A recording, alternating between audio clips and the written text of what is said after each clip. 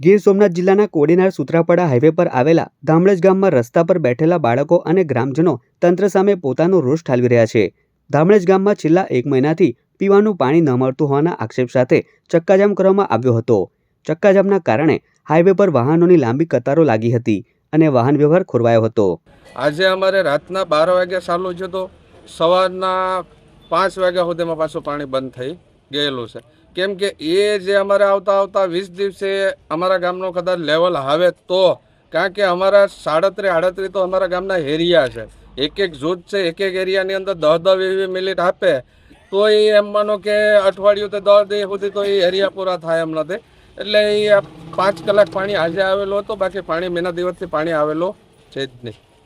ગ્રામજનોનું કહેવું છે કે વારંવાર રજૂઆત કરવા છતાં તંત્ર દ્વારા કોઈ નક્કર પગલાં લેવામાં આવ્યા નથી।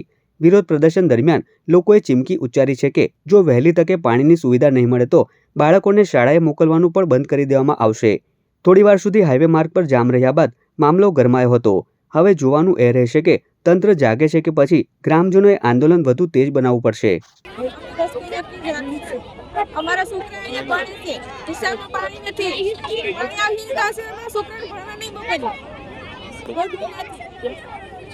રજૂઆત કરતા નથી, કરીએ છે તો કોઈ જવાબ જ દીધો નથી। તો આખા ગામમાં પાણી આવતું નહીં, હવે શું કરશો? પાણી નહીં આવતો, પાણી જ્યાં સુધી નહીં આવે ત્યાં સુધી રસ્તો બંધ જ રાખી।